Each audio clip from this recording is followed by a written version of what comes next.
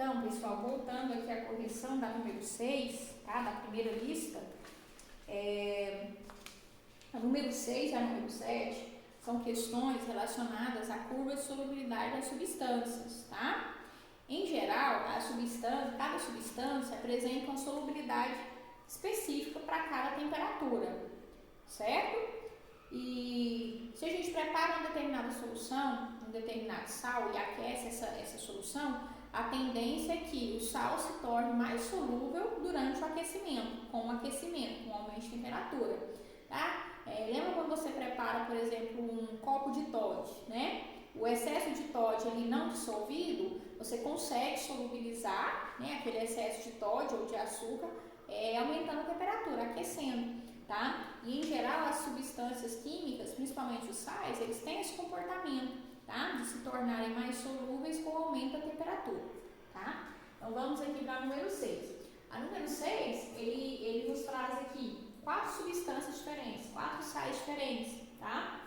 Cloreto de sódio, que é o sal que nós usamos, né, na cozinha para fazer os alimentos. Carbonato ácido de sódio, tá? Que é um sal que nós utilizamos como fermento químico. Carbonato ácido de amônio e o cloreto de amônio. Então são 4 sais diferentes, tá? Foi preparado soluções desses 4 sais. E à medida que você aumenta a temperatura dessas soluções, você aquece as soluções, cada substância tem um comportamento diferente, tá? A massa, em geral, elas tendem a aumentar com o aumento de temperatura. É isso que o gráfico está nos informando. Aí o exercício número 6 pergunta, para uma temperatura de 40 graus, para uma temperatura de 40 graus, qual é o sal mais solúvel, que se dissolve mais facilmente?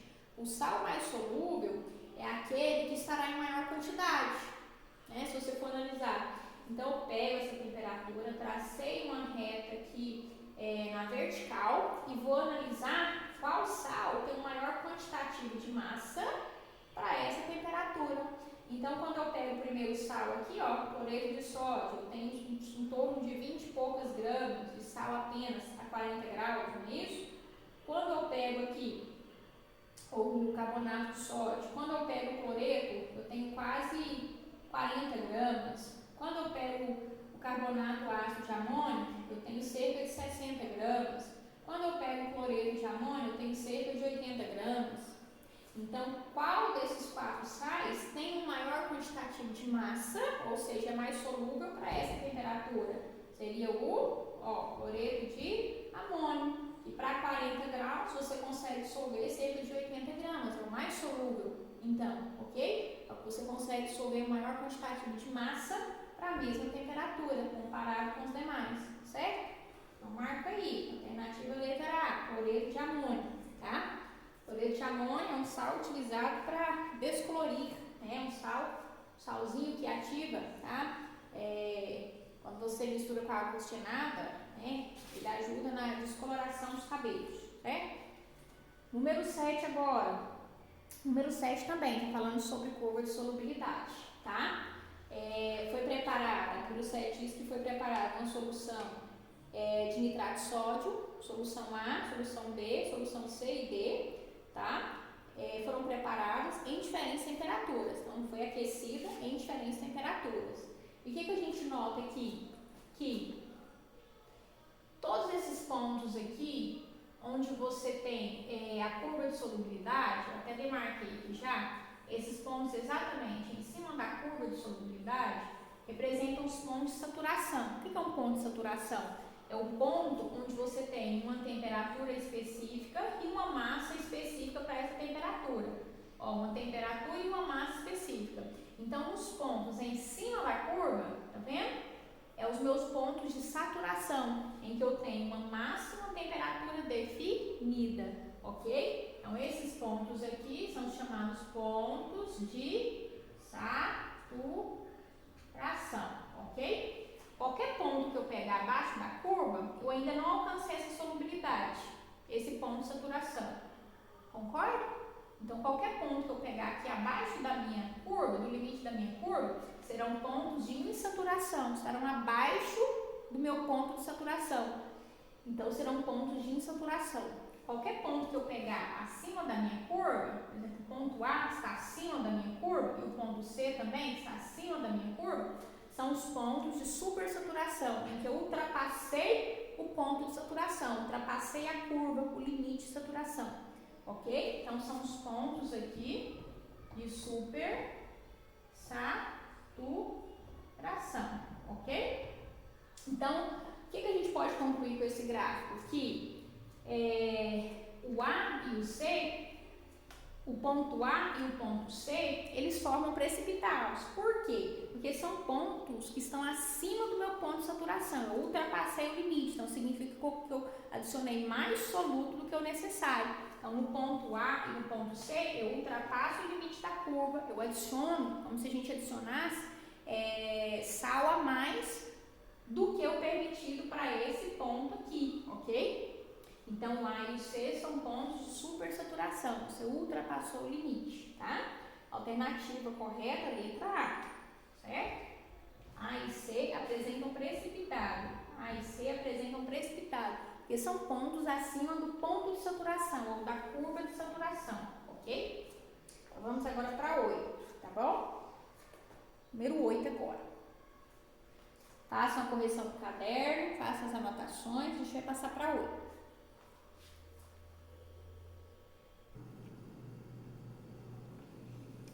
Bom, pessoal, então voltando aqui para a questão 8, perguntas, né, na questão 8. Como é classificar como solução quando você dissolve o máximo de soluto possível? Quer dizer, quando você dissolve o máximo de soluto possível, você dissolve dentro do limite de solubilidade, tá?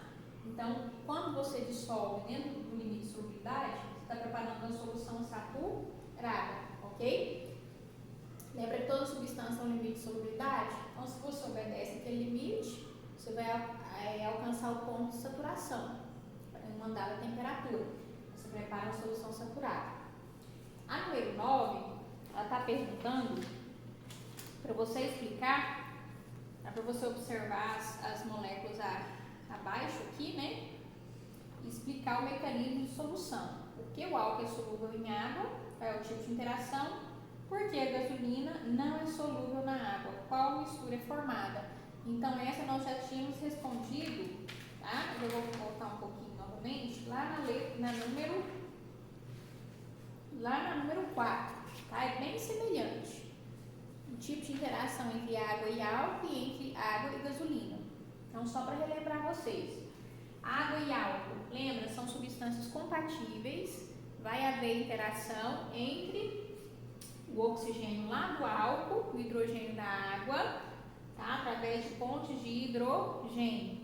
Gasolina e água são substâncias incompatíveis. A gasolina é apolar, a água é polar, então não se misturam, forma apenas uma mistura heterogênea, ok?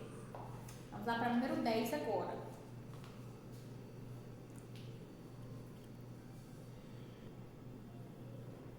Então, pessoal, voltando aqui à correção da número 10, olha só, nós temos também uma curva de solubilidade, tá?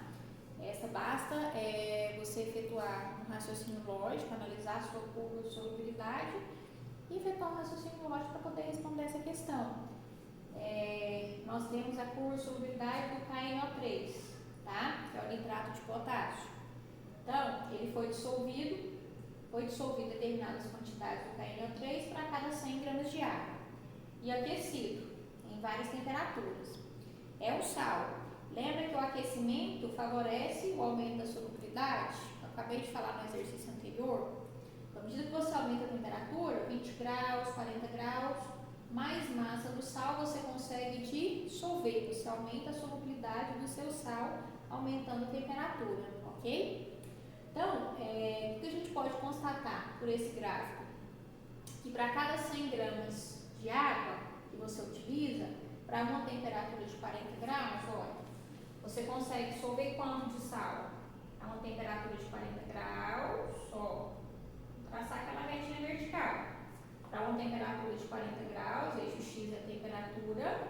Quanto de massa a gente consegue dissolver? 40 está para quanto? Está para 60. Essa massa aqui está dissolvida em quanto de água? 100 gramas de água, ok? Então, para cada 100 gramas de água, há uma temperatura de 40 graus Celsius, a gente consegue dissolver 60 gramas do nitrato. E se você não utilizar 100 gramas de água, foi o que o exercício perguntou, se você utilizar 50 gramas de água, né, para uma mesma temperatura de 40 graus, quanto de sal você conseguiria dissolver? Vamos pensar um pouquinho? Quando você utilizou 100, você conseguiu dissolver 60. E se você utilizar metade da água, quanto de sal você iria conseguir solubilizar para a mesma temperatura, mantendo a mesma temperatura? Será que a solubilidade seria alterada? Ou não? Né? Com certeza a solubilidade seria alterada. Por quê? Porque você teria menos solvente para solubilizar essa massa, ok? Então seria alterada em quanto? Se eu utilizei a metade da água, a solubilidade do sal, a massa cai pela metade também. Então você iria conseguir dissolver apenas 30 gramas do seu sal, ok? Certo?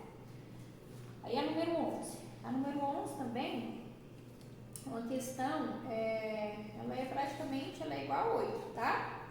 Quando você prepara uma solução formada pelo soluto solvente, você dissolve o máximo de soluto possível, ou seja, quando você obedece à solubilidade do soluto.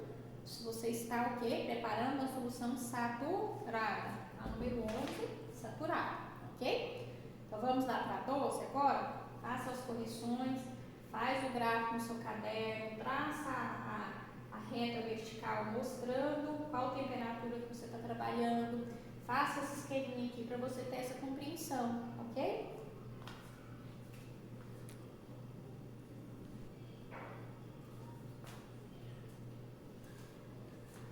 Então, voltando ao número 12, pessoal, vamos lá? O número 12 diz o seguinte: quando você acrescenta 652,5 gramas de nitrato de sódio em 750 gramas de água a 20 graus, você prepara uma solução saturada. Ou seja, você está obedecendo o limite de massa para esse quantitativo de água, para uma temperatura de 20 graus. Você saturou sua solução, você obedeceu o limite. Agora, quanto de massa você teria que utilizar se você utilizasse apenas 100 gramas de água para dissolver? Então, olha o raciocínio. Quando você utiliza 150 gramas de água, você tem que utilizar 652,5 gramas de nitrato para preparar uma solução saturada. Você obedece o ponto de solubilidade dela. Agora, se você utilizar apenas 100 gramas de água, será que você vai utilizar a mesma massa? Não. A massa, você abaixou o quantitativo de água, o quantitativo de massa também tende a diminuir. É isso que ele quer saber. Qual vai ser a nova massa que você iria utilizar para dissolver esse sal em 100 gramas de água? Tá? Aí a gente faz uma regrinha de 3. Então, 750 está para 652,5 e 100 está para x. Regrinha de 3 multiplica cruzado. Então, 750 vezes x, 750 vezes x é igual a 652,5 vezes 100, vai dar 65, 250, não é isso? X é igual a 65, 250 dividido por 750 e vai dar exatamente quanto? Calcula aí, vou esperar um minutinho vocês calcularem. Eu já tinha calculado, então vai dar 87 gramas de sal.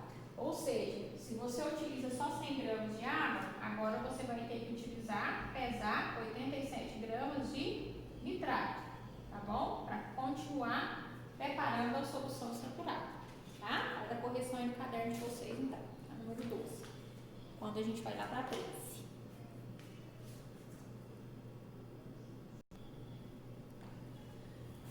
Então, pessoal, voltando à questão 13, a questão 13 é uma questão do Enem, tá? Ela fala basicamente que os produtos de limpeza, geralmente, tá? Quando guardados, manipulados indevidamente, podem causar acidentes domésticos, né?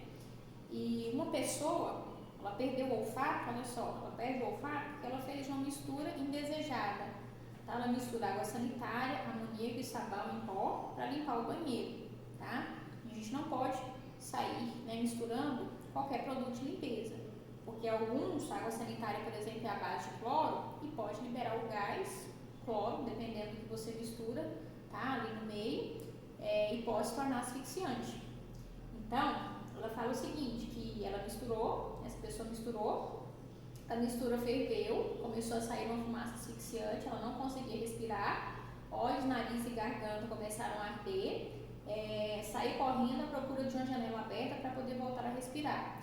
Então a gente nota que essa mistura de sabão, de água sanitária e amoníaco, né, ela provocou a formação de substâncias gasosas, né? Por que você formou substâncias gasosas? Porque a mulher ficou sem respirar. Então, houve a formação de algum gás que ela inalou, ardeu os olhos, né? Então, é indicativo de formação de gases, certo? Então, ele pergunta, ele fala essa questão, o trecho sublinhado, tá? Que fala justamente, o trecho sublinhado é onde ela fala que não conseguia respirar, os olhos, nariz e garganta começou a arder de maneira insuportável. Em uma linguagem científica, esse trecho poderia ser reescrito da seguinte forma, né? Seria a letra D, porque com a mistura dos produtos químicos, houve uma transformação química que produziu gases tóxicos. Provavelmente foi algum gás à base de amônia, tá? O amoníaco em contato com água sanitária, em contato com outros produtos químicos, pode liberar o gás amônio, que é irritante, tá? Arde os olhos, tá? E a água sanitária também pode liberar o gás cloro, que é uma substância também que pode ser tóxica em grandes quantidades, tá? Então, a alternativa coerente seria a letra D. Com essa mistura, houve transformação química, com certeza, que produziu rapidamente gases tóxicos. Ok? Letra D. Aí, a número 14. Preparamos uma solução aquosa formada pela mistura de soluto e solvente, em que se dissolve o máximo de soluto possível. Como podemos classificá-la? Terceira questão sobre isso. Quando você prepara uma solução e obedece o limite de solubilidade, então você está preparando a solução que saturada, alternativa letra E. Está preparando uma solução saturada, certo? A última, e a número 15, tá? Ele nos deu uma tabela com a solubilidade de diferentes substâncias, tá? Essas substâncias foram dissolvidas para cada 100 gramas de água a uma temperatura de 20 graus, uma temperatura ambiente, certo? Então, foi dissolvido aí em 100 gramas de água